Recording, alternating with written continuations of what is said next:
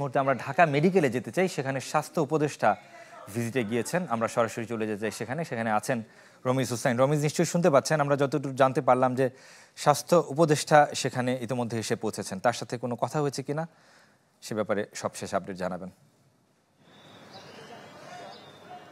না, শোয়েব মাত্রই তিনি এসেছেন এবং তিনি জরুরি বিভাগে তিনি এখানে এসেছেন এবং জরুরি বিভাগে প্রবেশ করেছেন এবং সাংবাদিক এবং বিশেষ করে ক্যামেরা পার্সনদেরকে আসলে ভেতরে যেতে নিষেধ করা হচ্ছে, কারণ সেখানে বেশ কিছু রোগী রয়েছে, যাতে কোনো ধরনের তাদের চিকিৎসার কোনো ব্যাঘাত না ঘটে, সেজন্য আমরা বাইরে অপেক্ষা করছি। তিনি মাত্র ভেতরে ঢুকেছেন এবং তিনি বিষয়টা পুরোটা পরিদর্শন করে এসে আমাদেরকে হয়তো ব্রিফ করবেন যে কী ধরনের ব্যবস্থা আসলে স্বাস্থ্য মন্ত্রণালয় থেকে নেওয়া হয়েছে এবং সব মিলিয়ে আসলে তিনি আমাদেরকে জানাবেন। এবং শোয়েব, আপনার মাধ্যমে আমি দর্শকদের জানিয়ে রাখি, একজন ওমর নামে একজন শিশু, কিন্তু 10 বছরের, তিনি তার কিছুক্ষণ আগে মৃত্যুর খবর আমরা পেয়েছি। নরসিংদী থেকে তিনি এসেছেন এবং তার বাবাও কিন্তু বেশ গুরুতর অবস্থায় আইসিইউতে তিনি ভর্তি আছেন। তার বাবা, তার পরিবারের সদস্যদের কাছ থেকে আমরা যতটুকু জানতে পেরেছি যে এই যখন ভূমিকম্পের ঘটনা ঘটে তখন তিনি যখন বের হচ্ছিলেন, আসলে বাসা থেকে বের হচ্ছিলেন, ঠিক সেই মুহূর্তে দেয়াল ধসে আসলে তার বাচ্চাটির মাথার উপরে পড়ে এবং তার বাবার বুকে এবং পিঠে এবং মাথায় আঘাতপ্রাপ্ত হয়েছেন এবং ঢাকা মেডিকেলে আনার পরে সেই 10 বছরের শিশুকে এখানে মৃত্যু ঘোষণা করা হয়েছে। এবং এখন পর্যন্ত কিন্তু 25 জন যারা ঢাকার এবং এর আশেপাশে, বিশেষ করে নারায়ণগঞ্জ এবং নরসিংদী সহ আশেপাশে যে অঞ্চলগুলো রয়েছে সেখান থেকে 25 জনের এখানে ভর্তির তথ্য আমরা জানতে পেরেছি এবং একজন শিশু মারা গেছে।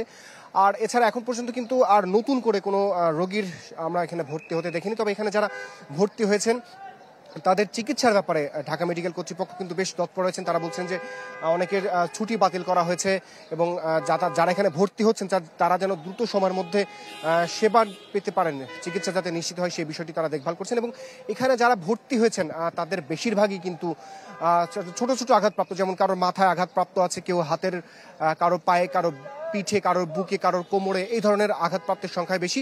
মূলত যখন 10:38 যখন যে ভূমিকম্পটি 5.7 মাত্রার যে ভূমিকম্পটি শুরু হয়, তখন কিন্তু তারা অনেকটা আতঙ্কিত হয়ে তারা যখন বাসা থেকে একটি সিঁড়িতে যখন বের হওয়ার চেষ্টা করেছেন এবং অনেকে বেশি আতঙ্কিত হয়েছে, যারা 2 তলা, 4 তলা বা 5 তলা থেকে ছাদ থেকে যারা লাফ দিয়েছেন তারা কিন্তু এই ধরনের ক্ষতিগ্রস্ত হয়েছেন। তবে তাদের অবস্থা কিন্তু খুব বেশি আশঙ্কাজনক নয়।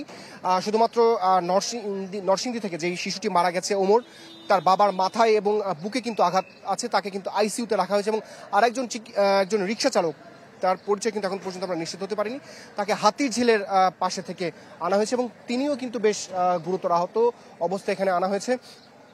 তারও কিন্তু বুকে কিছুটা আঘাতের চিহ্ন এখানে রয়েছে এবং তাকেও কিন্তু আইসিইউতে ভর্তি করা হয়েছে। কালার এক্সপার্ট, জর্জ স্যাপ এবং মাইল্ড অন হ্যান্ডস টেকনোলজি সমৃদ্ধ অরিক্স ক্রিস্টাল ওয়াশ আপনার লন্ড্রি এক্সপার্ট। তো সবকিছু মিলিয়ে এখানে স্বাস্থ্য উপদেষ্টা এসেছেন এবং তিনি হয়তো কিছুক্ষণের মধ্যেই পুরো বিষয়টি দেখভাল শেষে এখানে এসে ব্রিফ করবেন। তখন আসলে আমরা তার মাধ্যমে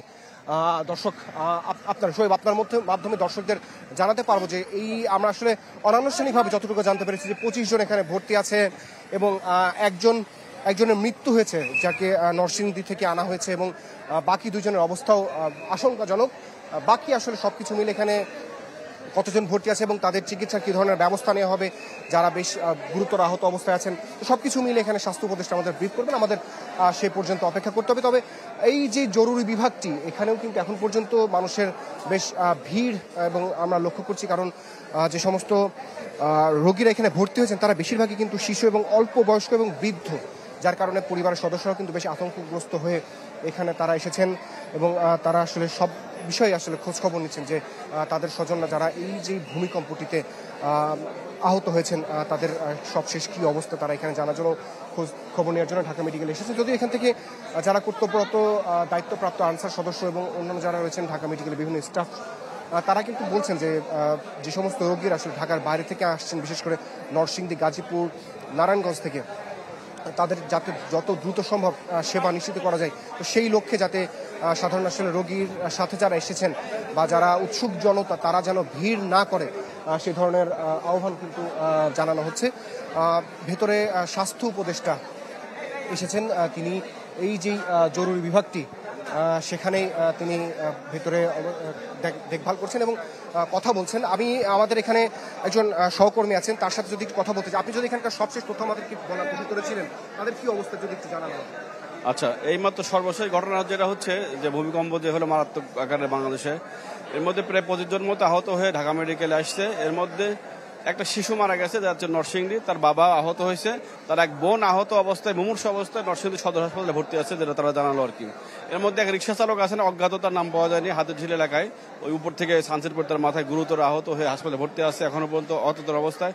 এছাড়া 2 জন মহিলা সহ মোট যারা আছেন আসলে ঢাকা বিশ্ববিদ্যালয়ে যারা আসছিল, এদের মধ্যে 2-1 জনের পা ভাঙছে, আর সবাই মোটামুটি মাথায় আঘাত হলেও মোটামুটি আর কি অত গুরুতর না, মোটামুটি চিকিৎসা নিয়ে সবাই চলছে। জানতে চাই, এখানে স্বাস্থ্য উপদেষ্টা এসেছেন এবং তিনি ভেতর অবস্থান করছেন, আপনিও ছিলেন, তিনি আসলে কি ধরনের কথাবার্তা বলছেন যদি আমাদেরকে জানান।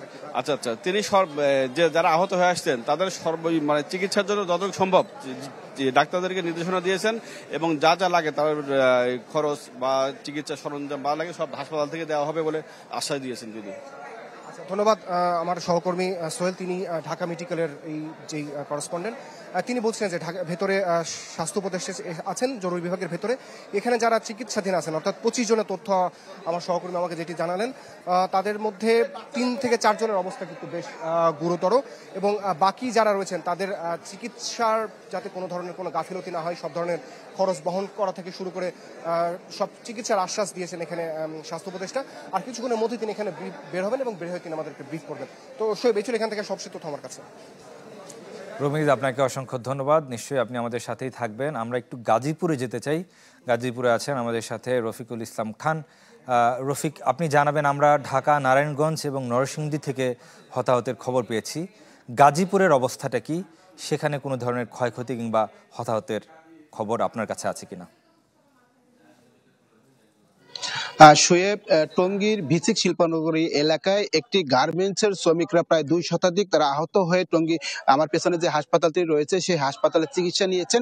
ইতিমধ্যে কিন্তু অনেকে বাড়ি ফিরে গেছে এবং একজনকে আশঙ্কাজনক অবস্থায় ঢাকাতে রেফার করা হয়েছে। তো আমরা যতটুকু জানতে পেরেছি, টঙ্গী ভিসিক ফ্যাশন পালস নামে একটি শিল্প কারখানা, সেই শিল্প কারখানার মূল ফটক আটকানো ছিল, যে কারণে এই ভূমিকম্পের সবাই শ্রমিকরা আসলে তাড়াহুড়ো করে নামতে গিয়ে তখন আসলে গেট বন্ধ থাকার কারণে এই সমস্ত শ্রমিকরা আহত হন। যারা আহত হয়েছে তার অধিকাংশই কিন্তু শ্রমিক, সেটি আমরা জানতে পেরেছি হাসপাতাল সূত্রে। প্রায় 2 শতাধিক কিন্তু এই টঙ্গী জেনারেল হাসপাতাল রয়েছে, সেই হাসপাতালে এসে তারা চিকিৎসা নিয়েছেন এবং চিকিৎসা নেওয়ার পর কিন্তু অনেকে বাড়িও ফিরে গেছেন।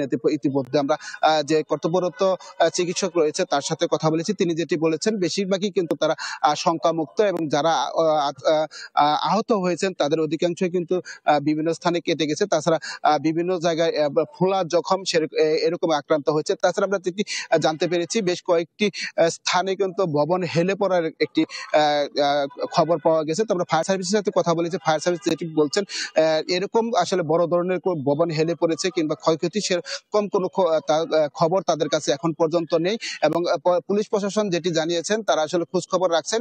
এখন পর্যন্ত গাজীপুরে কোনো বড় ধরনের হতাহতে নিহত এরকম কোনো ঘটনা ঘটেনি। শুধুমাত্র একটি মাত্র শিল্প কারখানা, যেটি বলছিলাম ফ্যাশন পালস, সেই কারখানার মূলত 2 শতাধিক শ্রমিক আহত হয়েছিলেন এবং তারা ইতিমধ্যে চিকিৎসা নিয়ে অনেকে বাড়ি ফিরে গেছেন। শুধুমাত্র একজনকে ঢাকাতে রেফার করা হয়েছে।